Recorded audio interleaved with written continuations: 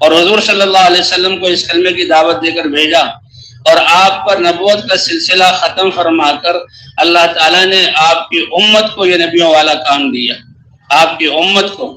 وجاہدوا فی اللہ حق جہادہ هو اجتباکم، اے ایمان والو اپنے جان اور مال کو اعلاء کلمت اللہ کے لیے لگاؤ، اللہ نے تمہیں چھانٹا ہے۔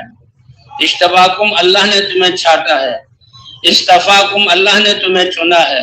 اختارکم، اللہ نے تمہیں پسند کیا ہے اور خیر امت کا تمہیں لقب دیا ہے۔ وہ اعزازات جو اللہ نبیوں کو دیتے تھے، ختم نبوت کی وجہ سے یہ کام نبیوں والا ملا، وہ اعزازات اس امت تمہیں چھانٹا بھی ہے، تمہیں پسند بھی کیا ہے اور تمہیں چنا بھی ہے۔ اس لیے جو بھی کلمہ پڑھتا تھا فوراً دعوت دیتا تھا، چاہے وہ مرد ہو چاہے عورت ہو۔ طفیل ابن عمر دوسی رضی اللہ تعالی عنہ، وہ مدینہ مکہ مکرمہ میں آئے، اور مکہ مکرمہ میں اپنے کام آئے تھے وہ، لیکن مکے والوں نے کہ بھئی محمد صلی اللہ علیہ وسلم کی بات تو ایسی ہے جو سنتا ہے فوراً قائل ہو جاتا ہے۔ اب مکے کے اندر بھی انہیں انتظامات کیے ہوئے روکنے کے لیے، ایمان والوں کو بطحا مقام پر بلال کو دن میں جہاں کوڑے مارے، رات کو کوڑے مارے جا رہے ہیں اور دن کو سینے پر پتھر رکھ کے ان کو گھمایا جا رہا ہے، بچوں کے حوالے کیا جا رہا ہے، اور خباب ابن ارد کو آگ کے انگاروں پر ڈالا جا رہا ہے۔ حضرت عمار بالکل بچے اور نوجوان تھے، ان کی پٹائی ہو رہی، ان کے باپ بوڑھے ان کی پٹائی ہو رہی، اور حضرت ان کی والدہ سمیہ ان کو شہید کیا گیا۔ اور حضور صلی اللہ علیہ وسلم گزرتے تھے، آنکھوں میں آنسو آتے، صبرن یا آل یاسر فإن موعدکم الجنہ، اے آل یاسر تمہیں اللہ نے حق کلمہ دیا ہے، یہ تکلیفیں تھوڑی سی ہیں، تم جو ہے صبر کرتے رہو، اللہ کا رسول تم سے جنت کا وعدہ کرتا ہے۔ ابو جہل نے تو اس ظالم نے تو اس عظیم عورت کے ساتھ یہ سلوک کیا کہ اپنے 2 اونٹ منگائے، اور ایک اونٹ کو ایک رخ کی طرف، دوسرے اونٹ کو دوسرے رخ کی طرف، اور بیچ میں ضعیف عورت کو کھڑا کیا، اور اس کے پاؤں میں رسی باندھ کر وہ اونٹوں کی دموں سے باندھ دی، اور اونٹوں کو چوکا لگایا۔ اونٹ دوڑے تو اس کے 2 حصے ہو گئے، جان دے دی لیکن اب ایمان چھوڑنے پر تیار نہیں ہوئی۔ ایسی قربانیاں صحابہ نے دی ہیں، یہ وہی دین ہم تک بڑی قربانیوں سے پہنچا ہے۔ تبھی آج بھی اس قربانی کی ضرورت ہے، لیکن وہ قربانی تو ان کا ایمان تو اتنے درجے کا تھا۔ ہاں، اشد الناس بلاء الانبیاء ثم الامثل فالامثل، انبیاء اور ان کے ساتھ ان کو دیکھ کر ایمان لا کر ان کی صحبت پانے والے اور حضور کے صحابہ، یہ نبیوں کے بعد سب سے زیادہ مشہور قربانیاں دینے والے ہیں۔ حضرت جی مولانا عبید اللہ خورشید صاحب نے ایسا بیان کیا ہے کہ علماء کو جھنجھوڑ کر دیا، بڑا عجیب و غریب بیان فرمائے، تو جو سماعت فرمائے پورا الحمدللہ کمنٹ کرے، نحمده بتائیں کہاں سے دیکھ رہے ہیں، کہاں سے ونستعینه نہیں دیکھ رہے ہیں۔ ونستغفره ونؤمن به ونتوکل علیہ ونعوذ باللہ من شرور انفسنا ومن سیئات اعمالنا، من يهده الله فلا مضل له ومن يضلله فلا هادي له، ونشهد أن لا إله إلا الله وحده لا شريك له، ونشهد أن سيدنا ومولانا محمدا عبده ورسوله صلى الله تعالى عليه وعلى آله وأصحابه وأمته وأتباعه وسلم تسليما كثيرا كثيرا، أما بعد فأعوذ بالله من الشيطان الرجيم، بسم الله الرحمن الرحيم، والعصر إن الإنسان لفي خسر إلا الذين آمنوا وعملوا الصالحات وتواصوا بالحق وتواصوا بالصبر، وقال تعالى ومن عمل صالحا من ذكر أو أنثى وهو مؤمن فلنحيينه حياة طيبة ولنجزينهم أجرهم بأحسن ما كانوا يعملون، وقال تعالى ولو أن أهل القرى آمنوا واتقوا لفتحنا عليهم بركات من السماء والأرض ولكن كذبوا فأخذناهم بما كانوا يكسبون، صدق الله العظيم۔ وقال رسول الله صلى الله عليه وسلم مثل القائم في حدود الله والواقع فيها كمثل قوم استهموا في سفينة فصار بعضهم أعلاها وبعضهم أسفلها فكان الذين في أسفلها إذا استقوا من الماء مروا على من فوقهم فقالوا لو أنا خرقنا في نسيبنا خرقا ولم نؤذ من فوقنا وإن تركوهم وما أرادوا هلكوا جميعا وإن أخذوا على أيديهم نجوا ونجوا جميعا. وقال عليه الصلاة والسلام ألا فليبلغ الشاهد منكم الغائب أو كما قال النبی صلی اللہ علیہ وسلم. میرے عزیز دوستوں اور بھائیوں، اللہ ارحم الراحمین اور کرم کرنے والے اللہ نے اس ساری کائنات کو اپنی قدرت سے پیدا فرمایا، اور اللہ تعالیٰ ہی اس ساری کائنات کے مالک ہیں. اللہ تعالیٰ نے اس انسان کو اشرف المخلوقات بنایا، اور بڑی عزت اور شرافت اور کرامت اللہ نے اس انسان کو بخشی ہے، اور تھوڑے سے عرصے کے لیے اس دنیا میں بھیجا ہے. یہ دنیا مسافر خانہ ہے، سرائے ہے، اور انسان بطور مسافر کے اس میں آیا ہے. اللہ نے انسان کی دو زندگیاں بنائی. ایک زندگی انسان کی یہ دنیا والی ہے، یہ بہت مختصر ہے، اور ایک زندگی مرنے کے بعد آخرت والی زندگی شروع ہونے والی، اور وہ ہمیشہ ہمیشہ کی زندگی. اصل ٹھکانہ وہ ہے. وہاں کی تیاری کے لیے اللہ نے انسان کو اس دنیا میں بھیجا ہے. تو دنیا کی زندگی کا بننا اور آخرت کی زندگی کا بننا، اس کا تعلق انسان کے اپنے اندر سے ہے، باہر کی چیزوں کا محتاج نہیں. تو مایا کامیابی کی اللہ نے ہر انسان کو دی، اور وہ کیا ہے کہ انسان کا دل کا یقین ٹھیک ہو جائے، اور اس یقین ہی کے تابع ہے سارے اعمال، اور انسان کے اعضاء کا استعمال یہ ٹھیک ہو جائے. جیسا یقین ہوگا ویسے ہی اعمال ہوں گے.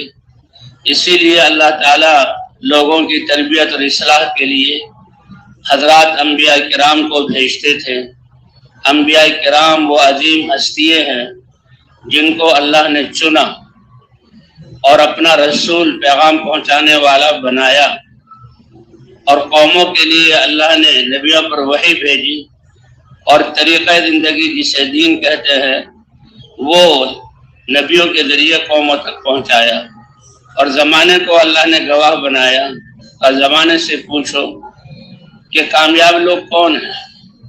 کامیابی کی پہلی بنیاد اور پہلا امر وہ اللہ کی معرفت ہو. جس نے اللہ کو پہچانا اس نے اللہ پر یقین کیا، اور جس نے اللہ پر یقین کیا وہ اللہ کی ماننے والا بنا. والذین آمنوا اشد حبا للہ، اللہ کو پہچاننے والے سب سے زیادہ اللہ سے محبت کریں گے، کیونکہ انسان کے جسم کے سارے اعضاء کو بنانے والے اور اس میں روح ڈالنے والے اور ابتدائی حالت سے لے کر کمال تک پہنچانے والے اور ساری کائنات کو اس کے لیے مسخر کرنے والی ذات کون سی ہے؟ افرأیتم ما تمنون، تم کیا تھے؟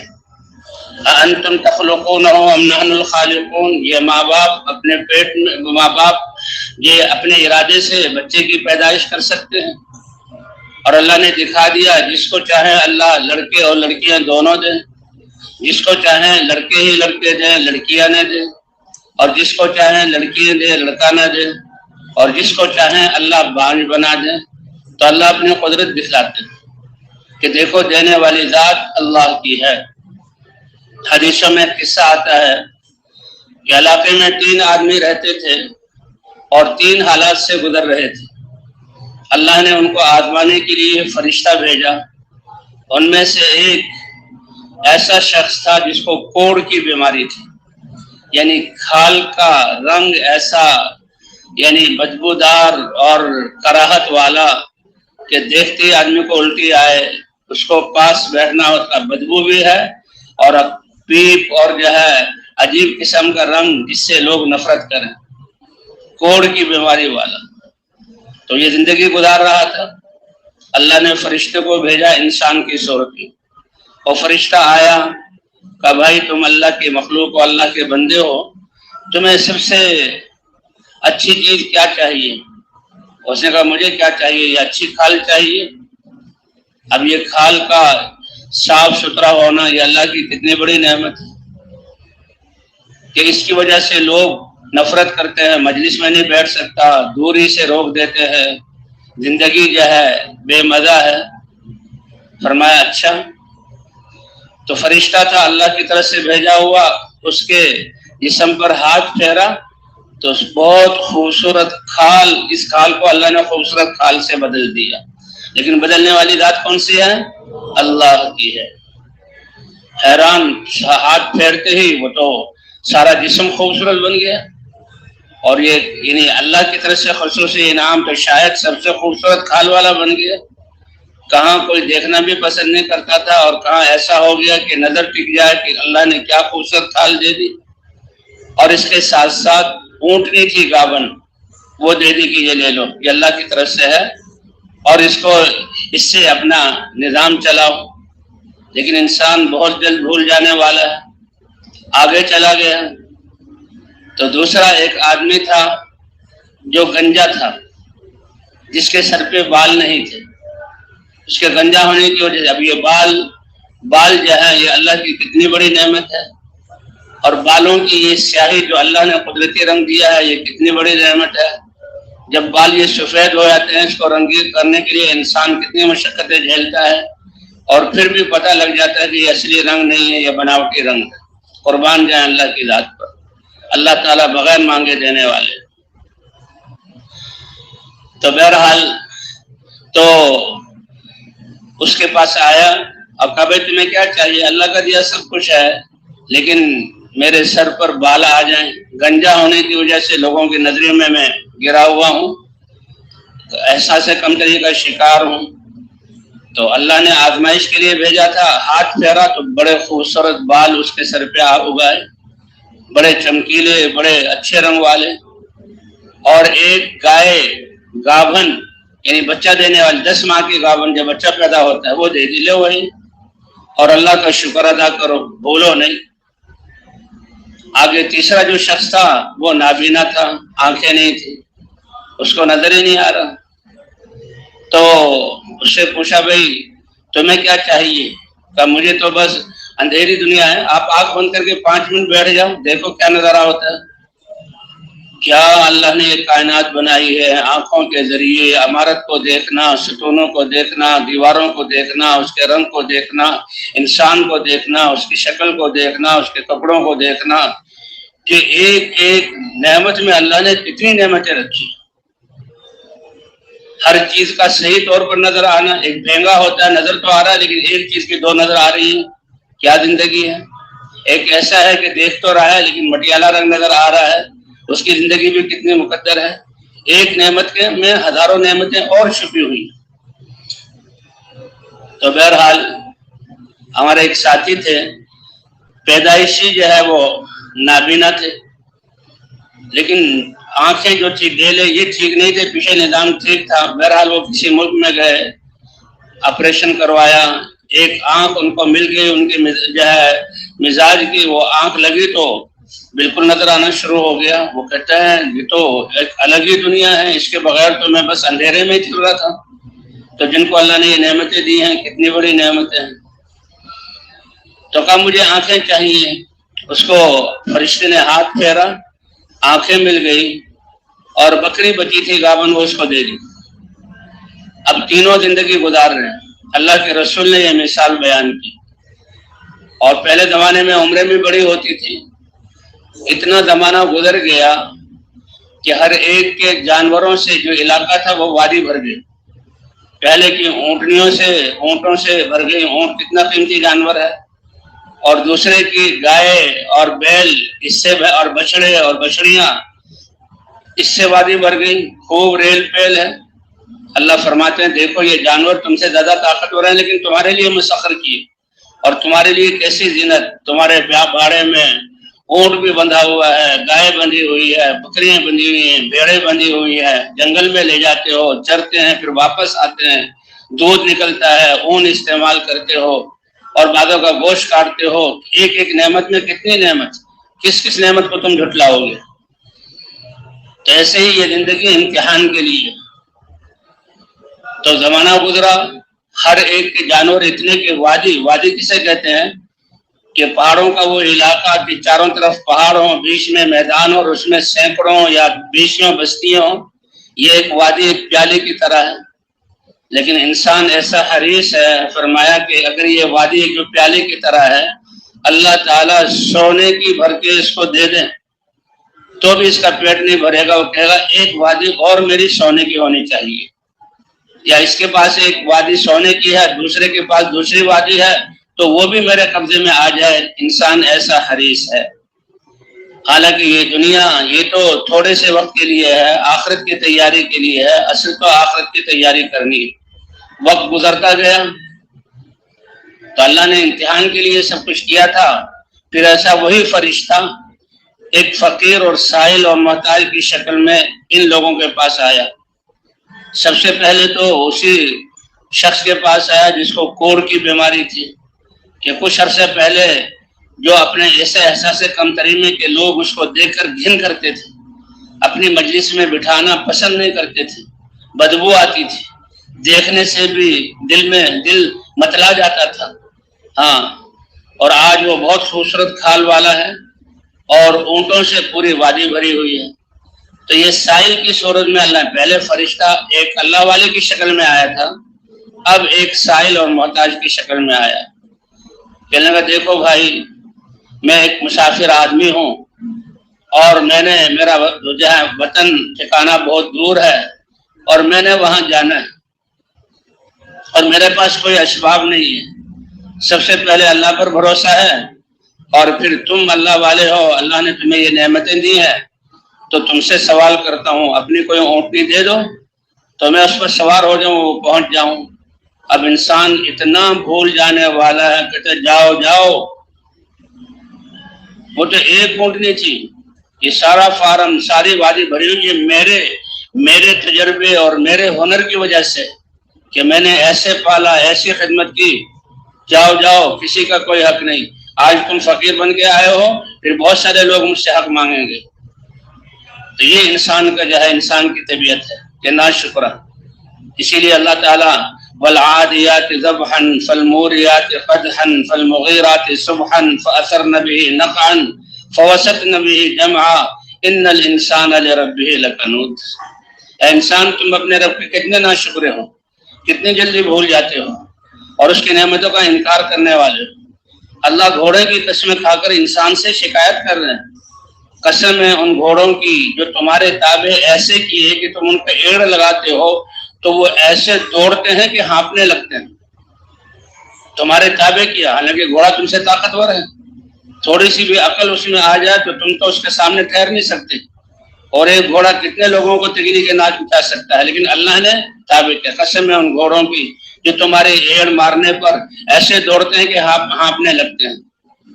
فالموریات قدحا، ایسے چٹانوں پر دوڑتے ہیں کہ ان کی جب ٹاپ لگتے ہیں تو چنگاریاں نکلتی ہیں۔ اور تم صبح اٹھ کر، کیونکہ جو سفر ہوا کرتے تھے یا جنگوں کے لیے جاتے تھے، گرمیوں میں تو سورج جو ہے آگ برساتا ہے تو اس کو برداشت کرنا مشکل ہے، تو صبح صادق کے وقت جو ہے یہ جنگیں اور سفر ہوا کرتے تھے کہ وہ جانور ہے لیکن تم صبح کو ایڑ مارتے ہو، وہ دوڑتا ہے۔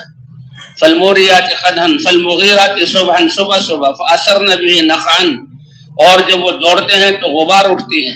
فوسطن به جمعا، گھوڑے کو اللہ نے ایسا ذکی اور سمجھداری دی ہے کہ اپنے مالک کی حفاظت کرتا ہے، اور جنگوں میں آنے والے تیروں کو اپنے سینے پر کھاتا ہے، نیزوں کو اپنے جسم پر برداشت کرتا ہے، تلواروں سے کو اس کے سامنے اپنے آپ کو لاتا ہے اور مالک کی حفاظت کرتا ہے۔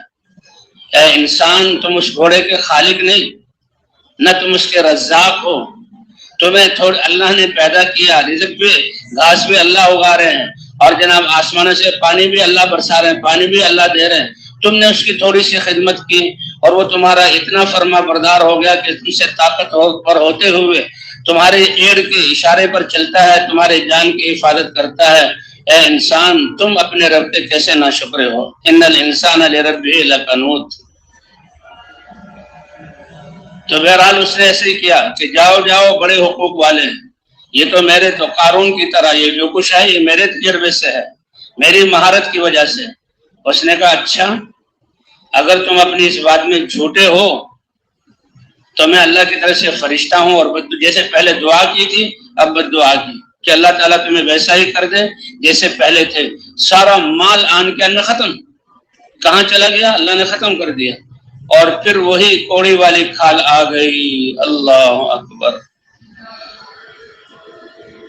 پھر آگے گیا، وہ جس کا سر گنجا تھا اس کے پاس آیا، اور اس کے سامنے بھی، اس لیے حدیثوں میں آتا ہے کہ یہ فقیر جو ہیں، فقیر جو تمہارے سامنے آتے ہیں، کوئی پتہ نہیں کہ اللہ کی طرف سے کوئی نظام ہو، ان کو کبھی ڈانٹنا نہیں، ان کے مانگنے پر ان کو کبھی شرمندہ مت کرنا، ہے تو دے دو، اور نہیں تو اچھی بات، بھائی ابھی ہے نہیں، تمہاری مہربانی، بعد میں آ جانا، یا چلو اچھی بات ہی کہہ دو، یہ تمہارا امتحان ہے۔ جیسے اس حدیث میں یہ امتحان ہے کہ جی جیب میں پیسے نہیں، بس اچھے کپڑے پہنے ہوئے، اور فقیر مانگنے کے لیے آ گیا اور ڈانٹ دیا اور ذلیل کر دیا۔ اللہ اکبر۔ ایک بڑا عجیب قصہ کتابوں میں لکھا ہے کہ ایک مالدار شخص تھا، بڑا اس کا گھر تھا، بہت خوبصورت بیوی تھی، نعمتوں کی ریل پیل تھی، کھانا اب ایک خوشی کے موقع پر گھر والوں نے بہت اچھا کھانا بنایا، یہ بھی پھل وغیرہ لے کر آیا، کھانے پر بیٹھے ہوئے کھا رہے تھے، کھاتے ہوئے دروازے پر دستک ہوئی تو بیوی سے کہا یہ لے لو، کھانا دیا اچھا خاصا کہ اس جو آیا ہے اس کو دے دو، سائل ہے، آواز سے سمجھ گئے۔ تو وہ لے کر گئی اور دروازہ کھولا، فقیر کو دینے لگی تو چیخ ماری اس عورت نے، بے ہوش ہو کر گر گئی۔ اچھا وہ فقیر تو چلا گیا، اب یہ اٹھا، یہ کیا ہوا؟ وہ اپنے کھانے کو چھوڑ کر آیا، ایسی خوبصورت وفادار کھانے کے خوشی کے موقع پر، تو اٹھایا، پانی وانی چھڑکا اور اس کو جو ہوش دلایا کہ کیا ہوا، کہ ہوا کیا، زمانے کی گردش کا حالات سامنے آئے کہ کیا، کہ یہ جو فقیر تھا جو مانگنے آیا تھا، میں اس شہر کی سب سے خوبصورت عورت اور تم سب سے زیادہ مالدار، تو یہ میرا تم سے پہلے پرانا شوہر تھا جو اس شہر کا سب سے مالدار تھا، اور میں اس کی بیوی تھی، اور یہ گھر اس کا محل تھا، اور میں اس کے ساتھ تھی۔ تو کہ لیکن یہ اس میں تکبر، اور یہ کہ میری محنت سے اللہ کو بھول گیا۔ کھانے پہ بیٹھے ہوئے تھے تو فقیر مانگنے کے لیے آیا، دستک دی، تو یہ غصے میں آ گیا۔ ان فقیروں کو یہی وقت ملتا ہے، ایسے وقت میں یہ آتے ہیں، آ جاتے ہیں مانگنے کے لیے، کرتے کچھ نہیں، کماتے۔ جیسے آج کل ہم لوگ کہتے ہیں او بھائی اگر ہے تو دے دو، اگر نہ ہو تو انسانیت کی تجلیل نہ کرو، بھائی کوئی بات نہیں، ابھی ہے نہیں، انشاءاللہ جب اللہ دیں گے دے دوں گا، بعد میں آ جانا، ایسی کوئی بات۔ یہ حکم ہے ہمیں کہ کبھی ایسے انسان آ جاتے ہو منہ اٹھانے کے لیے، مانگنے کے لیے آتے ہو، کام کرتے نہیں ہو، کماتے ہو نہیں، مانگنے کے لیے آئے، نہیں بھائی نہیں، ایسی بات نہیں کرنی۔ تو اس نے کہا تو میرا پہلا شوہر تھا اور آج وہ مانگنے کے لیے۔ اس نے کہا پھر میرا قصہ بھی سنو، میں ہی وہ فقیر ہوں جو اس کے دربار پر آیا تھا، میں نے سزا لگائی تھی، کسی نے پٹائی کی، ذلیل کر کے مجھے، میں نے اللہ سے عہد کیا اے اللہ اب نہیں مانگوں گا، اور پھر اللہ نے ایسا نظام بدلا۔ اس لیے اما السائل فلا تنہر، مانگنے والے کو کبھی مت ڈانٹنا، اور اگر دیا ہے تو احسان مت جتلانا، ہاں احسان مت جتلانا، تمہیں دیا ہے بار بار آ جاتے ہو، دیا ہے یا اللہ کا دیا ہوا ہے تم دو، ہاں اے بلال تم خرچ کرو اللہ کی دین کے لیے، یتیموں پر، مسکینوں پر، اور عرش والے سے کمی کا نہ ڈرو کہ بھئی کم ہو رہا ہے، بلکہ اللہ دینے کے دہانے کھول دیں گے، ہاں اللہ دینے کے دہانے کھول دیں گے۔ یہ اللہ نے یہ امتحان کے لیے جگہ بنائی ہے، آخرت کی تیاری کے لیے بنائی ہے۔ تو بہرحال وہ جو فقیر سے اس نے کہا کہ بھائی مجھے ایک اونٹ دے دو کہ جاؤ جاؤ. اس نے کہا اللہ تمہیں ویسا ہی کر دے. وہ جناب سارا مال ختم اور پھر ویسا ہی ہو گیا. پھر دوسرے کے پاس آیا, اس سے بھی کہا کہ میں فقیر ہوں, میں نے جانا ہے, ایک گائے دے دو. اس نے بھی ڈانٹا. اور تو اس نے بھی, اگر تم اپنے اس بات میں جھوٹے ہو کہ تم نے سب کچھ کیا ہے اپنے طاقت اور ہنر سے کیا ہے, تو اللہ تمہیں ویسا ہی کر دے جیسے تھے. وہ مال بھی سارا ختم آن کی آن میں, اور پھر وہ ویسا ہی پہلی شکل کی طرح ہو گیا. پہلا جو ہے وہ کوڑی بن گیا, دوسرا پھر سر کے بال اڑ گئے, وہی بدصورت بن گیا.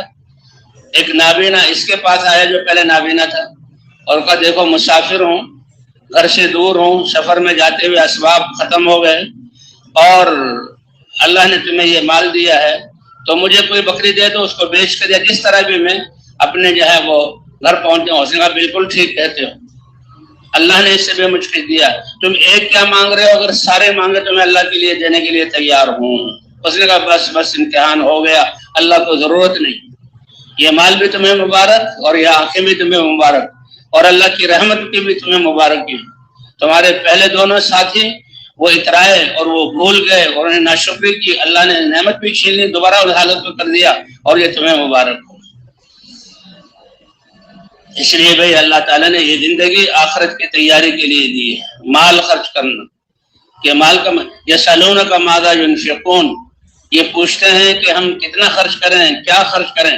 اللہ فرماتے ہیں قل العفو, آپ ان سے کہہ دیجئے یہ سب کچھ اللہ نے دیا, ضرورت کے بقدر رکھ دو, اور باقی جو ہے سب خرچ کر دو, سب خرچ کر دو. ہاں, دنیا میں خرچ کرو گے اللہ آخرت میں دیں گے. تو بہرحال بھائی اللہ تعالیٰ نے یہ دنیا کی زندگی عطا فرمائی ہے, یہ مختصر سی زندگی ہے, تھوڑی سی زندگی ہے, اور دنیا میں ہمیں بھیجا ہے. یہ دنیا خواہشات پورا ہونے کی جگہ نہیں ہے, جیسے اپنی مرضی سے نہیں آئے نہ اپنی مرضی سے جانا ہے. یہ زندگی امانت ہے اللہ تعالیٰ کی, تو اس زندگی کو اللہ کے حکم کے مطابق استعمال کرنا ہے. جیسے آنا اپنی مرضی سے نہیں, جانا بھی. اسی لیے ان الذین قالوا ربنا اللہ, وہ سعادت مند لوگ جنہوں نے کہا کہ ہمارا رب تو کون ہے, اللہ. آدم سے وجود دیا, اور صفر سے اللہ نے ہماری پرورش نشو و نما کی, اور جس وقت جس چیز کی جہاں پر جتنی مقدار میں ضرورت تھی, ماں کے پیٹ میں اللہ نے کیسے غذا پہنچائی, دنیا میں آنے کے بعد ماں کے سینے میں کیسے 2 چشمے چالو کیے, اور ماں باپ کے دل میں کیسے محبت ڈالی, اور پھر اللہ نے زمین اور آسمان کی جو ہے وہ نعمتوں کو مسخر کیا. ریت کے ذرے سے لے کر یہ 7 آسمان اور سب کچھ اللہ فرماتے ہیں انسان تمہاری خدمت میں لگا دیا. کیوں کہ جس عبادت کے لیے تم نے پیدا کیا اس میں لگ جاؤ. تم سے روزی کمانا نہیں چاہتا, روزی ہم نے لکھ دی, مقدر کر دی, وہ تمہیں پہنچ کر رہے گی. ہاں تم تھوڑا بہت ہاتھ پاؤں چلاتے ہو تو یہ مت سمجھنا تمہارے ہاتھ پاؤں چلانے سے رزق مل رہا ہے. رزق دینے والی ذات کس کی ہے؟ کتنے عقل مند ہیں, کتنے طاقتور ہیں, اور بیچارے کو یہ ہے وہ نادار اور فقیر بن کے پھر رہے ہیں. کتنے کمزور ہیں, اور اللہ تعالیٰ کتنا ان کو مال دے دیتا ہے. تو یہ مال پر دار و مدار نہیں ہے, کامیابی کا دار و مدار اللہ نے انسان کے دل کے یقین اور اعضاء کے استعمال پر رکھا ہے. اسی لیے حضرات انبیاء کرام سب سے پہلے اس کلمہ لا الہ الا اللہ کی دعوت کو لے کر آتے ہیں, اور اس کلمے کی دعوت کو لے کر پھرتے ہیں اپنی قوم میں. یا قوم, اپنائیت کا اظہار کرتے ہیں, اے میری قوم میں اللہ کا رسول ہوں, انی لکم ناصح امین, تمہارا بڑا خیر خواہ اور تمہارا بڑا وفادار, اور اللہ نے ایک امانت دی ہے تمہاری زندگی گزارنے کے لیے دین. وہ امانت جس کے بارے میں قرآن پاک میں آتا ہے کہ یہ آسمان اتنی بلندیوں اور وسعتوں والے, اتنی بڑی چھتیں, اور زمین پر ہم نے پیش کیا, اور پہاڑوں جیسی سخت مخلوق پر فابین ان یحملنھا, اے رب العالمین اس امانت کو ہم نہیں اٹھا سکتے. اللہ نے انسان کو دی, اس نے اٹھا لیا. اور روح سے پوچھا الست بربکم, کیا میں تمہارا رب نہیں ہوں؟ سب نے کہا قالوا بلا, کیوں نہیں, کہاں ٹھیک ہے, ہم دنیا میں بھیجیں گے اور تمہیں آزمائیں گے. جتنی جگہ میں آیت تبارک الذی بیدہ الملک, بابرکت ہے وہ ذات جس کے قبضہ قدرت میں ساری کائنات کی بادشاہت ہے. ساری کائنات کو بنانے والے کون ہیں؟ جو بنانے والا ہے وہی مالک ہے, اور اپنی قدرت سے بنایا, اور جس نے موت اور زندگی کو پیدا کیا.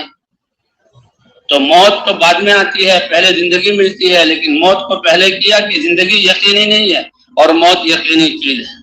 کل نفس ذائقۃ الموت، بالغ ہونے کے بعد چند سانس ملے ہوں، یہی بس چند سانس ہیں، اسی پر آخرت کی زندگی کا اور دنیا کی زندگی کا بننا ہے۔ ایمان کی حالت میں زندگی جہاں بالغ ہوئے اور 3-4 منٹ جو زندگی گزاری، جو حکم تھا اس کو پورا کیا اور موت آ گئی تو ہمیشہ ہمیشہ کی کامیابی مل گئی۔ مسلمان میدان جنگ میں ہیں، حضرت ابو عبیدہ بن جراح امیر ہیں اور روم سے ٹکر ہے، روم کی لاکھوں کی فوج ہے، 60,000، اس میں وہ عرب جو ہے وہ عرب ہیں ان کی جنگ کے ساتھ۔ تو روم کی جو ہے کمانڈر ایک فوج کا جارج، جس کا نام یا اس کی عربی میں اس کو جرجیر لکھا ہے، اور وہ اپنی فوج کو چھوڑ کر مسلمانوں کی طرف آ جاتا ہے اپنے گھوڑے کو لے کر، اور کہتا ہے کہ تمہارا امیر کون ہے، میں نے اس سے ملنا ہے۔ ابو عبیدہ بن جراح کے پاس لایا جاتا ہے، پھر خالد بن ولید کے پاس، اور ایک دوسرے کے گھوڑے اتنے قریب ہوتے ہیں کہ ایک دوسرے سے گردن مل جاتی ہے، اور کہتا ہے خالد میں تم سے کچھ سوال کرنا چاہتا ہوں، تم عزت والے اور سچ بولنے والے آدمی ہو تو سچ بولنا۔ اور پھر اس نے سوالات کیے، سوالات میں سے ایک سوال یہ کیا کہ اے خالد تمہیں سیف اللہ کہا جاتا ہے، سیف اللہ المسلول۔ حضور صلی اللہ علیہ وسلم نے خالد بن ولید میں بہت صلاحیتیں تھیں، بڑے جنگجو تھے اور جنگ کی جو ہے تدبیریں اس میں بہت زیادہ ماہر تھے۔ تو حضرات انبیاء کرام جو تشریف لاتے ہیں، اللہ کی پہچان کروا کے، اللہ کی محبت دل میں ڈال کر، سب کچھ اللہ کا ہے اور اللہ کی طرف جانا ہے، ان کی صلاحیتوں کو صحیح رخ پر ڈالتے تھے۔ صلاحیتیں ہیں لیکن جہالت کی وجہ سے لوٹ مار اور دوسروں کو خون ریزی کرنا، دوسروں کا مال دبانا اور یہاں تک کہ شرک اور کفر کرنا، تو حضرات انبیاء کرام ان کی صلاحیتوں کے رخ کو، تو خالد بن ولید بڑی صلاحیتوں والے تھے۔ حضور صلی اللہ علیہ وسلم کی چاہت کہ کاش خالد بن ولید مسلمان ہو جائے اور اس کی صلاحیتیں دین کے لیے جو ہے وہ دین کے لیے لگنے والی بن جائے، تو کیا آسمان سے کوئی تلوار اتری تھی اور وہ تلوار تمہیں دی گئی اس لیے تمہیں سیف اللہ المسلول کہتے ہیں؟ نہیں، ایسی بات نہیں۔ اللہ نے اپنے رسول حضرت محمد صلی اللہ علیہ وسلم کو بھیجا، ہم جاہلیت کی زندگی گزار رہے تھے، اپنے ہاتھوں کے مٹی اور پتھر کے بتوں کو خدا مانتے تھے، اور جہالت اس درجے کی کہ خون ریزی عام تھی، افلاس اور بھوک کی وجہ سے ایک دوسرے کا مال لوٹتے تھے، ڈاکے ڈالتے تھے اور بچیوں کو زندہ درگور کر دیتے۔ اللہ نے اپنے نبی کو بھیجا اور نبی صلی اللہ علیہ وسلم نے ہمیں دعوت دی اور میں تو ان کی مخالفت کرتا رہا۔ پھر اللہ نے حضور صلی اللہ علیہ وسلم نے میرے بارے میں پیغام بھی بھیجا، اللہ نے مجھے ہدایت دی۔ جب میں حضور کی خدمت میں حاضر ہوا تو حضور خوش ہوئے اور مجھے سیف اللہ المسلول، اے خالد تم اللہ کی تلوار ہو جو کفر کے گردن پر سونتی گئی ہو، اللہ کے رسول نے مجھے یہ لقب دیا۔ اور دعوت جیسے صحابہ کرام دیتے تھے وہی دعوت جو حضور صلی اللہ علیہ وسلم دیتے تھے کہ دیکھو جس جاہلیت والی کفر والی زندگی گزار رہے ہو، اس نے تمہاری زندگی اجیرن کی ہے، ہر وقت خطرے کی گھنٹی تمہارے اوپر لٹکی ہوئی ہے، تو یہ اور اتنے برے طریقوں میں تم جو ہے مبتلا ہو، اس سے نکلو اور اللہ کو ایک مانو اور دین اسلام کی خوبی ہے۔ کیا حضور صلی اللہ علیہ وسلم نے مجھے دعوت دی، میں اسلام میں داخل ہوا تو وہ جرجیر بڑا متاثر ہوا اور خود معلوم کرنے کے لیے آیا تھا، کہنے لگا کہ اگر کوئی آدمی تمہارے دین میں داخل ہونا چاہے، متاثر ہوا، کا غسل کرو، کپڑے بدلو، کلمہ لا الہ الا اللہ پڑھ لو۔ کلمہ لا الہ الا اللہ پڑھا اور اسلام میں داخل ہو گئے، اور شاید ابھی فرض نماز کا کوئی وقت نہیں تھا، 2 رکعت نماز ان سے پڑھوائی کہ ایسے نماز پڑھتے ہیں، اور جنگ ہو رہی تھی اور یہ جنگ کے دوران یہ واقعہ ہوا۔ اس واقعے کو مولانا یوسف صاحب رحمۃ اللہ علیہ اسی میں درج کیا ہے کہ جنگ کے دوران بھی صحابہ دعوت کو نہیں چھوڑتے تھے، اور وہ اسلام میں داخل ہوا، مسلمانوں کے ساتھ ملا اور مسلمانوں کے ساتھ مل کر لڑنے لگا۔ بس وہی 2 رکعت نفل پڑھی یا کوئی نفل کا وقت تھا نفل پڑھے، اور اسی میدان میں اسی وقت وہ شہید ہوا اور جنت میں چلا گیا۔ اللہ کے رسول صلی اللہ علیہ وسلم خیبر کو فتح کر کے، دعوت والا جذبہ، نبوت والا جذبہ، خیبر فتح کر کے آ رہے ہیں جہاں مدینہ منورہ کی طرف، راستے میں یہودیوں کا وہ جہاں علاقہ تھا، گاؤں تھا یا قصبہ تھا، ام القریٰ شاید اس کا نام تھا، آپ کو وہاں ٹھہرنا پڑا اور آپ 24 گھنٹے وہاں ٹھہرے، 5 نمازیں وہاں ادا کی۔ تو کیونکہ جنگی حالت میں تھے تو یہ گاؤں والے بھی جنگی حالت میں آ کر سامنے آ گئے۔ آپ صلی اللہ علیہ وسلم نے کہا، انہیں دعوت دی، دیکھو میں اللہ کا رسول ہوں، تمہاری کتابوں میں لکھا ہوا ہے، میں تمہیں دعوت دیتا ہوں۔ کہتے اسلام میں کوئی زبردستی نہیں ہے، پہلے اللہ کا تعارف کراؤ اور ان کو بتاؤ، وہ مان لیں تو وہ تمہارے بھائی ہیں، اور اگر نہ مانے تو ان کو دوسری بات کہ تھوڑا سا جزیہ دے کر ہمارے ساتھ رہو، ہم تمہارے جان اور مال کی حفاظت کریں گے۔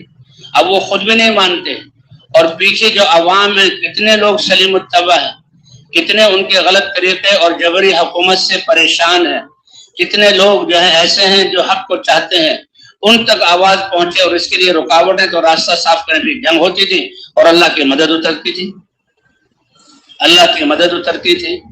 تو حضور صلی اللہ علیہ وسلم خیبر فتح کر کے ایک گاؤں سے گزر رہے ہیں، قصبہ غالباً ام القریٰ اس کا نام ہے، 5 نمازیں پڑھی، ہر نماز کے بعد حضور صلی اللہ علیہ وسلم کو دعوت دی، اور ہر نماز کے بعد ان میں سے ایک آدمی نکلتا تھا، پہلے چیلنج کرتا تھا، ایک ادھر کا پہلوان ایک ادھر کا پہلوان، لڑائی ہوتی تھی، اور پھر پہلے وہ آپس میں تلواریں اٹھاتے تھے، ایک دوسرے کو جہاں مارنے کی کوشش کرتے، تو 5 میں اللہ نے مسلمان للکارنے والے کو فتح دی۔ ہاں تو ایک دن میں 5 نمازوں کے بعد اور جاتے ہی 6 دفعہ حضور صلی اللہ علیہ وسلم نے دعوت دی۔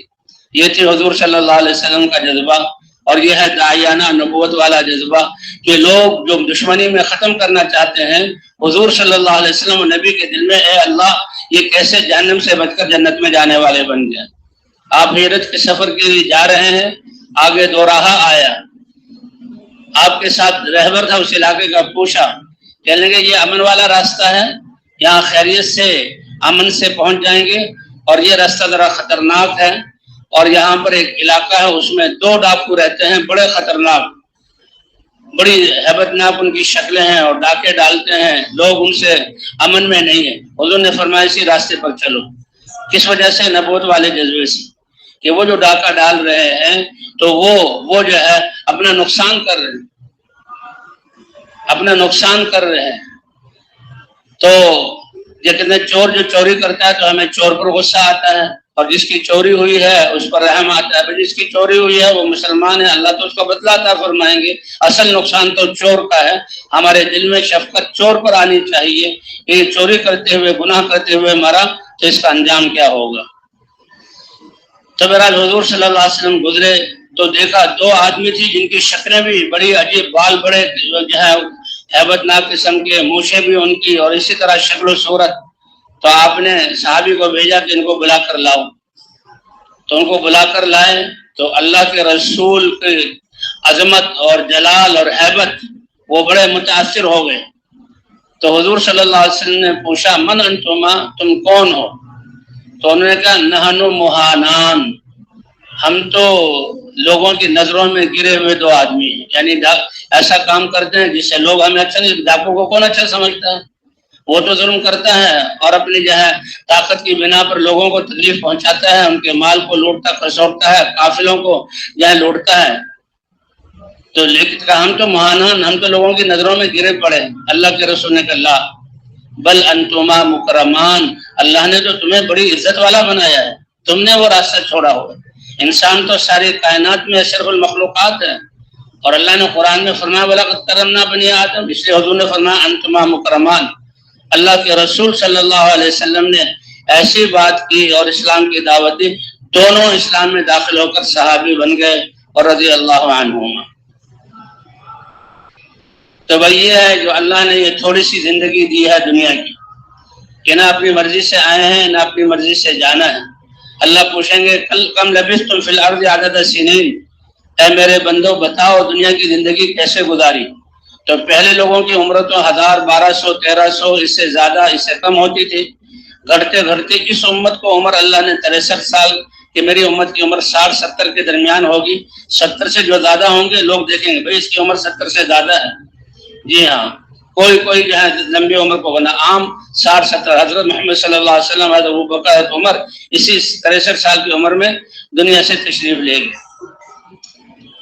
لیکن یہ دنیا جو ہے بہت اہم ہے، یہ زندگی، یہ 60-70 سال کی زندگی بہت اہم ہے۔ حضور صلی اللہ علیہ وسلم دعوت دے رہے ہیں، صحابہ جو لوگوں کو اللہ کے دین کی طرف بلا رہے ہیں۔ حضور صلی اللہ علیہ وسلم مکہ مکرمہ میں کہ جب آپ کو نبوت ملی آپ بڑے خوش ہوئے، آپ نے اپنی قوم اور قبیلے کو جمع کیا، اللہ کی طرف سے ذمہ داری کہ اپنی قوم کو بلائیے۔ تو صفا ماہ پہاڑ پر آپ موجود ہیں، سارا قبائل کو ایک ایک قبائل کا نام لیا آپ نے، اے بنی فلان، اے بنی فلان، اے بنی فلان، دیکھو میں اللہ کا رسول ہوں اور میں اللہ کا کلمہ لے کر اتیت الیکم بکرامت الدنیا و شرف الآخرہ، دنیا آخرت کی عزتیں اور شرافتیں تمہارے لیے لے کر آیا ہوں۔ اتیت الیکم بکلمۃ لو تقولونها تدین لکم العرب وتؤدی الیکم الجزیہ العجم، ایسا کلمہ لے کر آیا ہوں اگر تم اس کو کہہ لو، یعنی جو ہے دل کی گہرائیوں سے اس کا اقرار کر لو، اس کے مطابق زندگی بنا لو، تدین لکم العرب، یہ سارے عرب جو کسی کے قابو میں نہیں آ رہے، روم اور فارس کی حکومتیں ان کی تربیت اور اصلاح کرنے سے عاجز ہیں، ایسے جنگلی لوگ اور جاہلیت پر چلنے والے ہیں، یہ سب کے سب مہذب اور مرتب ہو جائیں گے، اور ایسے مہذب اور مرتب ہو جائیں گے کہ روم اور فارس کی حکومتیں تمہاری نگاہیں دیکھ کر چلیں گے، وہ تمہارے تابع ہو جائیں گے۔ یہ ایسے منہ سے ایسا وعدہ تھا کہ ان کے دل میں یقین ہو گیا کہ واقعی اللہ کے رسول محمد صلی اللہ علیہ وسلم سچ کہہ رہے ہیں، اور ان کے منہ سے جو بات نکلی ہے وہ سچ ہوئی ہے۔ لیکن جب اس کلمے کو پیش کیا، جس کلمے میں ان کے باطل آلہہ کی نفی تھی اور جس محمد رسول اللہ میں ان کے باپ دادا کے طریقوں کی نفی تھی، اس نے ان کو جو ہے ضد پر کھڑا کر دیا۔ کہنے لگے 10 کلمے تو ہم کہنے کے لیے تیار ہیں۔ اللہ کے رسول صلی اللہ علیہ وسلم نے فرمایا وہ کلمہ لا الہ الا اللہ، سب سے بڑے علم والا کلمہ جو اللہ کی پہچان کروائے، سب سے بڑی گواہی جس کی انسان گواہی دے، سب سے زیادہ قیمتی کلمہ کہ 7 زمین اور آسمان کو ایک پلڑے میں رکھ دیا جائے اور کلمے کے پردے کو دوسرے پلڑے میں، کلمہ بھاری ہو جائے گا، کلمے والا پلڑا بھاری ہو جائے گا۔ تو وہ خوش ہوئے کہ ہاں تو ابھی کا 10 کلمات نقولھا، آپ 10 کلمات ایسے دیں ہم کہنے کے لیے تیار ہیں۔ حضور نے فرمایا وہ ایک ہی کلمہ ہے، وہ کلمہ لا الہ الا اللہ۔ تو فوراً حیران ہو گئے، اجعل الالہۃ الہ واحدا ان ھذا لشیء عجاب، ہمارے یہ سارے یہ آلہہ پھر باطل ہیں، یہ سارے مل کر بھی ہمارے کام نہیں کر سکتے، ہم پریشان رہتے ہیں، اور اس نے تو سب کی نفی کر کے ایک اللہ کو الہ بنا دیا، یہ ہمارے سمجھ میں آنے والی بات نہیں، لیکن حقیقت یہی تھی۔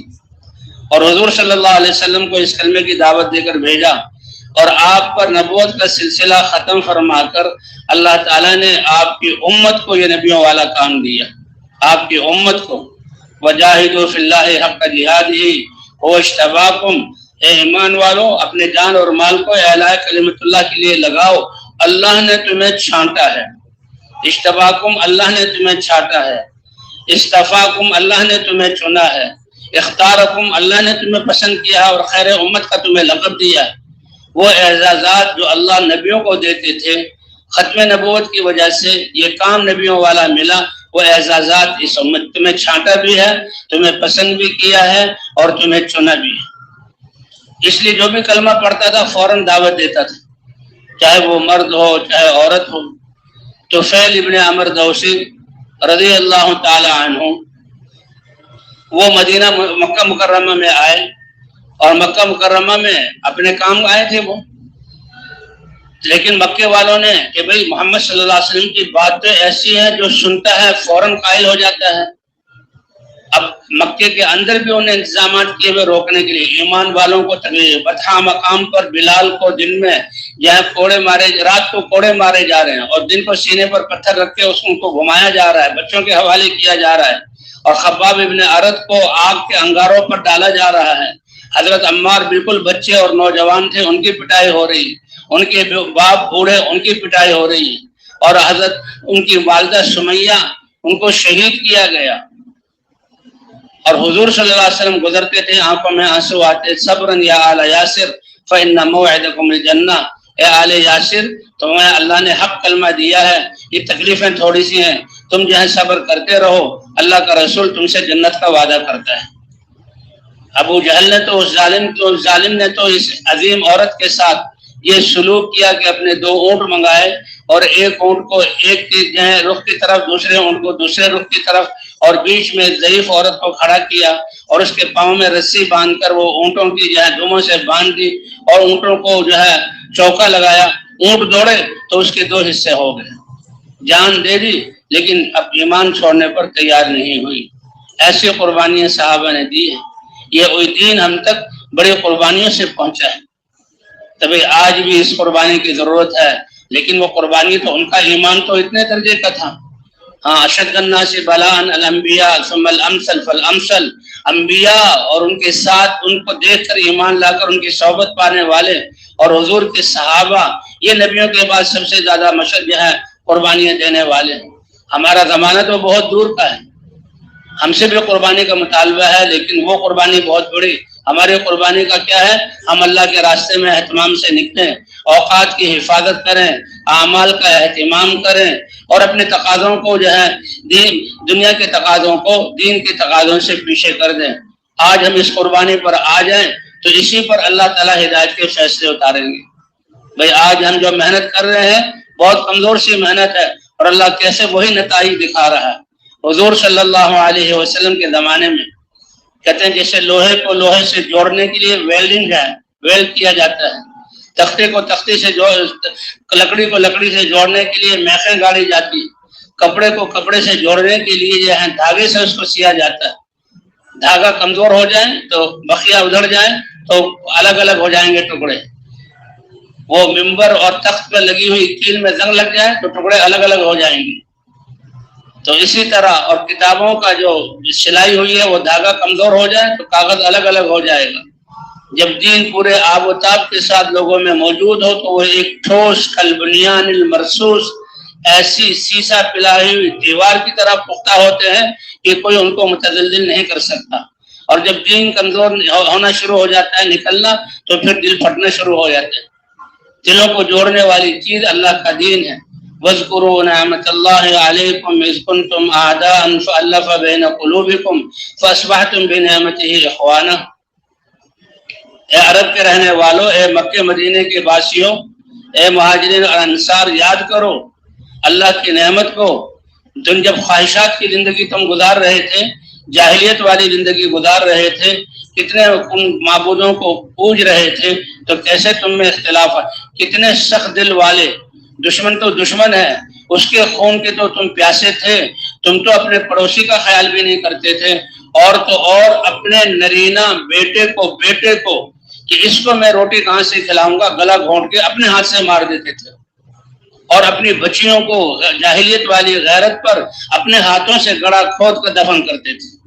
اس لیے قرآن میں ذکر کیا وَإِذَا الْمَوْءُودَةُ سُئِلَتْ، سب سے پہلا مقدمہ اللہ کے دربار میں اللہ نے بچی پیدا کی، اور یہ انسان اتنا جاہل ہے کہ مجھے بچی کیوں مل گئی، اور اپنی جاہلیت غیرت کیسے اس بچی کو زندہ درگور کرتا ہے، قیامت میں سے پوچھا جائے گا۔ بہرحال حضور صلی اللہ علیہ وسلم اللہ کا دین لے کر آئے، اور اس دین سے دشمنیاں ختم ہوئی، جاہلیت والی زندگی گئی، تم دشمن تھے، اللہ نے تمہیں فَأَصْبَحْتُمْ بِنِعْمَتِهِ إِخْوَانًا، اس دین کی وجہ سے اللہ نے تمہیں بھائی چارے والی زندگی عطا فرمائی۔ وَكُنْتُمْ عَلَى شَفَا حُفْرَةٍ مِّنَ النَّارِ، کفر پر ہو، جہنم کے کنارے پر ہو، بس موت ہے تمہارے اور جہنم کے درمیان، اللہ نے دین کی ہدایت دے دی، کلمہ ایمان دے دیا، دین دے دیا، تو تم جہنم سے بچ کر جنت کے اعلیٰ درجوں پہ پہنچ گئے۔ اور اگر کفر پر مرے، اللہ ہم سب کی حفاظت فرمائے، جہنم کے گڑھے میں گر گئے تو جہنم سے بھی بچایا اور بھائی چارے والی زندگی دی۔ تو بھئی یہ دین اسلام وہ دین ہے جو اللہ نے پسند کیا۔ الیوم اکملت لکم دینکم واتممت علیکم نعمتی ورضیت لکم الاسلام دینا۔ حضور صلی اللہ علیہ وسلم کی یہ 23 سالہ انتھک جد و جہد اور محنت، ایسی محنت کہ جب حضور نے اپنی بیٹی فاطمہ کو بتایا کہ میں دنیا سے جا رہا ہوں، وہ رو پڑی، اے پیارے ابا جان، جب سے آپ نے دعوت شروع کی ہے آج تک نہ اپنے پیٹ بھر کر کھانا کھایا ہے، نہ دنیا کی نعمتوں میں کوئی راحت اور آرام کیا ہے، مشقتیں ہیں مشقتیں. ہائے میرے باپ کی مشقت، فرمایا لا کروا علی ابی کے بعد الیوم، بس اب اللہ کی طرف جانے کا وقت آ گیا، میری محنت کا وقت اللہ نے پورا کر دیا، اب تمہارے باپ پر یہ جسمانی اور ظاہری دنیا کی تکلیفیں نہیں ہوں گی. دل کا اطمینان اور عزت اور شرافت، آپ تو سید الانبیاء ہیں، آپ تو اللہ کے حبیب ہیں، وہ اعزاز تو کتنا بڑا دیا تھا. تو حضور صلی اللہ علیہ وسلم نے جس دن پہلے دن سے دعوت کا کام شروع کیا، اسی دن سے آپ کی امت کے ہر فرد کو جو کلمہ پڑھتا تھا اس کو یہ دعوت والا کام اللہ نے دیا ہے. کتنا بڑا اعزاز ہے اس امت کے لیے، کتنا بڑا اعزاز ہے اور یہ شرافت ہے کہ جو کلمہ پڑھ رہا ہے نبی کے ساتھ مل کر دعوت دے رہا، اور اللہ اس کے دے. حضرت ابوبکر صدیق رضی اللہ تعالیٰ عنہ یہ مکہ مکرمہ کے خواص میں سے تھے، بڑے تاجر تھے کپڑے کے، قاضی القضات جج تھے یہ، اور اسی طرح لوگ ان کے پاس اپنے فیصلے لے کر آتے تھے. اور جب مسلمان ہوئے تو پہلے دن 5 مکے کے بڑے بڑے لوگوں میں دعوت دے کر ان کو حضور کے پاس لائے، اسلام میں داخل ہوئے. اور دوسرے دن 6 یا پہلے دن 6 دوسرے 2 دنوں کی کمائی 11 صحابہ تھے جو بڑے بڑے لوگ تھے جو اسلام میں داخل ہوئے. الغرض کہ اللہ تعالیٰ نے حضور صلی اللہ علیہ وسلم کو ختم نبوت کا اعزاز دیا، اور آپ کے ختم نبوت کی وجہ سے پہلے ہی دن سے اس امت کو دعوت دی، دعوت کا کام اس امت کو دیا. اے پیارے نبی آپ کہہ دیجیے یہ ہے میرا راستہ، اللہ کی طرف بلاتا ہوں بصیرت اور سمجھ بوجھ کے ساتھ، یقین کے ساتھ. اور جس نے بھی کلمہ پڑھ لیا لا الہ الا اللہ، یہ اللہ سے ایک اتنا بڑا عہد ہے کہ یہ ایمان والا بن گیا، اور اتنی قیمت اس کی ہوگی کہ اللہ کہتا ہے اس کی جان اور مال کو تو میں نے جنت کے بدلے میں خرید لیا. ان اللہ اشترى من المؤمنین انفسهم واموالهم بان لهم الجنہ. اللہ کو بات کو پکا کرنے کی ضرورت نہیں، اللہ کی بات اللہ کی بات ہے، لیکن پھر بھی یقین کر لو، تاکید کے ساتھ سن لو. اور یہاں اللہ اپنا ذاتی نام اللہ اللہ اللہ جو تمہارا الہ ہے، اس نے اس کلمے کی وجہ سے تمہاری جان بھی خرید لی اور تمہارا مال بھی خرید لیا، اور اس کے بدلے میں اللہ جنت عطا فرمائیں گے اور اپنی رضا عطا فرمائیں گے. اور اللہ کی رضا جو ہے یہ تو جنت سے بھی بڑی چیز. تو اس لیے بھائی اللہ حضور صلی اللہ علیہ وسلم نے فرمایا میری امت تم فخر اور ناز کرو اس بات پر کہ اللہ نے تمہیں رسول دیا ہے، تو سید الانبیاء اور اپنے حبیب کو تمہارا رسول بنا کر بھیجا ہے. کیونکہ کسی امت کو بغیر رسول اور نبی کے ڈرانے والے کے اللہ نے خالی نہیں چھوڑا. وَإِن مِّنْ أُمَّةٍ إِلَّا خَلَا فِيهَا نَذِيرٌ، ایک ڈرانے والا آیا ہے. یہ ڈرانے والا کیا کہ جس راستے پر جو جا رہے ہو اس کے خطرات سے متنبع کر دینا. اس ڈرانے میں شفقت ہے، اس ڈرانے میں ہمدردی ہے. یہ ڈرانا محبت والا ڈرانا ہے. اچھا ہوا تم نے بتا دیا، ہم نے انتظام کر لیا اور تم نے کچھ نشانیاں بتا دی، ورنہ تو بھوک اور پیاس اور حالات میں اور بھٹک کر پتہ نہیں کیا ہوتا. تو اللہ نے اس امت کو اے پیارے نبی آپ کہہ دیجئے یہ ہے میرا راستہ، اللہ کی طرف بلاتا ہوں سمجھ بوجھ کے ساتھ، اور یہ ہے میرا بھی راستہ ہے، اور جس نے میری پیروی کی لا الہ الا اللہ پڑھا یہ اس کا بھی راستہ ہے. اور اللہ کے رسول صلی اللہ علیہ وسلم فرمایا دیکھو میں نے جب دین کی محنت کی تو کتنا اوپرا اور کتنا جو ہے انوکھا یہ دین تھا. لوگ اس سے بدکتے تھے کیونکہ انتہائی جاہلیت، ایک تو اللہ کو نہ پہچانے، اللہ کے رسول کو نہ پہچانے، لیکن اپنی دنیا کی زندگی تو ایسی ہو کہ جو آرام سے گزرے. وہ تو دنیا کی زندگی بھی ان کے لیے اجیرن تھی. اپنے بیٹے کا گلا گھونٹ کر مار دیتے، ایسے باپ اپنی بیٹی کو جو ہے قبر گڑا کھود کر اس میں دفن کر دیتے، اور بات بات پر لڑائی ہوتی تھی. کہ یہ بھی قصہ لکھا ہے کیونکہ وہ جو ہے خانہ بدوش تھے اور صحرائی علاقہ تھا. اب بھی سوڈان میں اور عرب کے علاقوں میں یعنی بارشیں ہوتی ہیں پہاڑوں پر، اور وہ صحراؤں میں یہاں پاکستان میں بھی ہے، وہ پانی جمع ہو جاتا ہے اور بہت بڑی مقدار میں ہوتا ہے. تو قبائل اس پانی کے قریب آ کر خانہ بدوش، یہ عربی کا لفظ ہے، وہ فارسی کا لفظ ہے، یعنی ایسی لوگ زندگی بسر کرنے والے کہ جن کا گھر ان کے کندھے پر ہے، جب چاہے سمیٹا اور کندھے پر رکھا یا گدھے پر رکھا آگے چلے گئے. خانہ بدوش کہ جس کا گھر، تو ایسے وہ جو ہے رہتے تھے. اور بات بات پہ لڑائی کرتے تھے، بات بات پہ لڑائی کرتے تھے، جاہلیت والی زندگی۔ اللہ نے حضرت محمد صلی اللہ علیہ وسلم کو بھیج کر سارے آپ رحمت للعالمین ہیں، سارے کائنات پر کہ آپ ایسا دین لے کر آئے ہیں جس دین کے مکمل ہونے کی وجہ سے دنیا امن کا گہوارہ بنی، اور ایسا امن آیا کہ بھیڑیا اور بکری نے ایک گھاٹ پر پانی پیا، اللہ نے بھیڑیوں کے دل کو نرم کر دیا۔ ہاں، انسان تو انسان ہے۔ حضور صلی اللہ علیہ وسلم فجر کی نماز کے بعد صحابہ سے بات کرتے ہوئے باہر نکلے تو دیکھا بھیڑیوں کا وفد آیا ہوا اور حضور کے قدموں میں بیٹھ گیا اور آواز نکالی۔ اللہ نے اپنے رسول کو ان کی زبان سکھائی، جسے سلیمان علیہ السلام کے بارے میں کہ ان کو جو ہے وہ پرندوں کی بولی سکھائی تھی، چیونٹی کی آواز ان تک پہنچائی، حالانکہ چیونٹی کیا جانور ہے۔ تو بہرحال صحابہ کو بلایا کہ پتہ ہے یہ کیا کہہ رہے ہیں، یہ بھیڑیے، درندے، بکریوں کو چیر پھاڑ اور چھوٹے بچوں کو، بستیوں سے بچوں کو لے جانے والے اور کھانے والے، یہ کس لیے آئے ہیں کہ تمہارے دین پر چلنے کی وجہ سے آج اللہ نے ان کی دلوں کو نرم کر دیا۔ اے اللہ کے رسول، اللہ نے ہمیں بھیڑیا بنایا ہے اور ہماری رضا یہ جنگل کے ہرن اور یہ بکریاں ہیں، یہاں پر تو بکریاں ہیں۔ پہلے تو ہم اپنی بکری جو ہے درک لگاتے تھے اور بکری کا شکار کرتے کھا لیتے، لیکن جب سے یہ صحابہ اللہ کو ماننے والے بنے، آپ کو رسول مانا، اللہ کے دین پر چلنے والے بنے، تو اللہ نے ہمارا دل اتنا نرم کیا کہ ان کی بکری پر حملہ کرنے کو دل نہیں چاہتا۔ یہ ہے دین کی وجہ سے جو امن اور دل کی نرمی قائم ہوتی ہے۔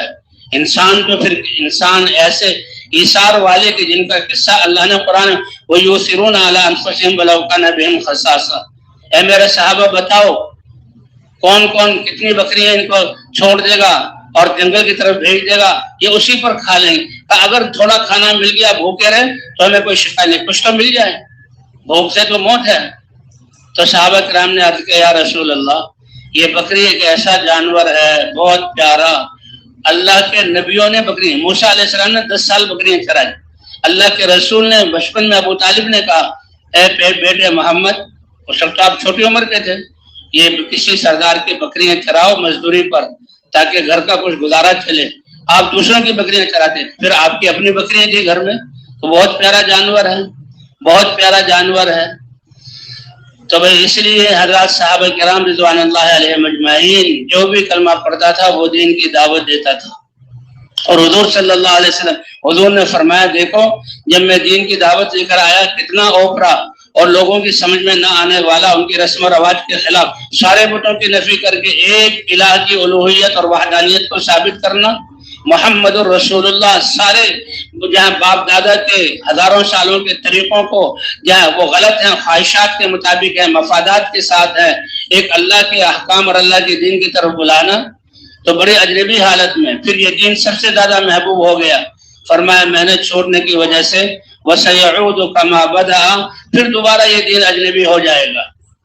تو اس زمانے کے لوگوں کو اللہ تعالیٰ نوازنے کے لیے کہ یہ جو حضور صلی اللہ علیہ وسلم اور آپ کا ابتدائی جاہلیت کے زمانے میں محنت کرنا اور صحابہ کا قربانی کرنا، مہاجرین اور انصار کے اللہ نے اپنی رضا اتاری، اور ان میں سے جو سابقین ہیں ہجرت میں، سابقین ہیں اسلام میں، ان کے درجے تو اور زیادہ ہیں۔ فرمایا آخر میں جب دین بیگانہ ہوگا اس وقت دین کی محنت کرنے والوں کو اللہ تعالیٰ صحابہ میں سے، مہاجرین میں سے، انصار میں سے جو سابقین ہیں ان کا اجر عطا فرمائیں گے۔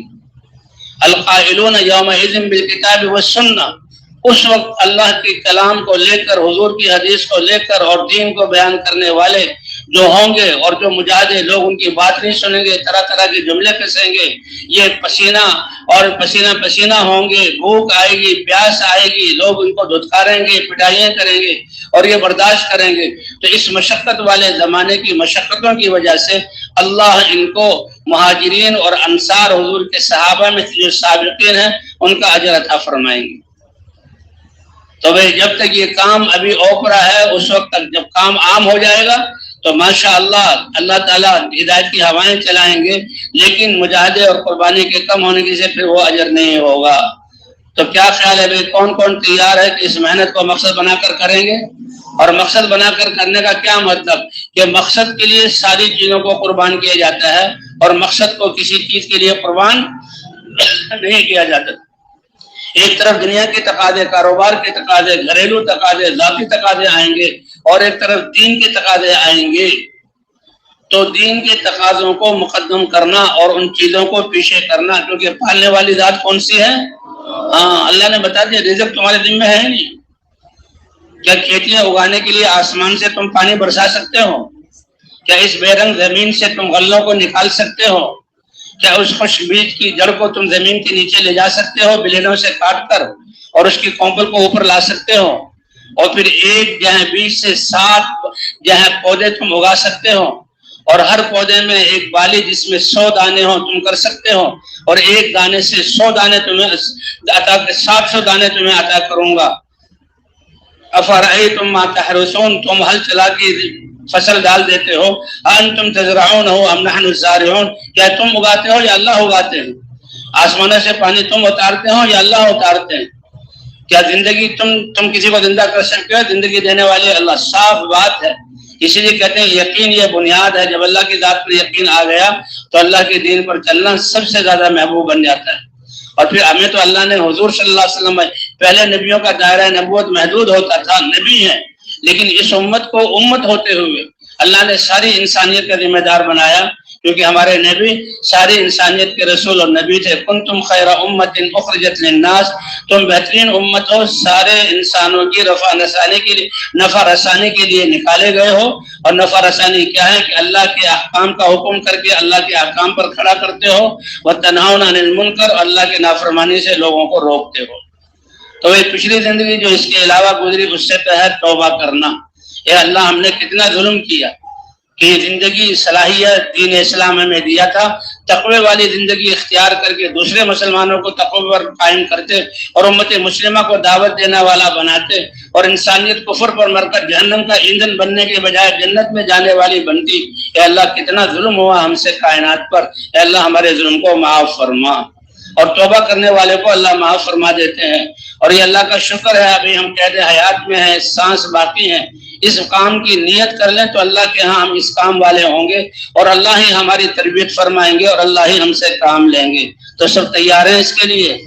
اللہ تعالیٰ قبول فرمائے، اور بقیہ زندگی حضور کی محنت کو حضور کے طریقے پر کرتے ہوئے اس کام کو پوری دنیا میں لے کر جانے والا اللہ بنا دے۔ اور ساتھ ہی نماز کی تیاری کر لیں۔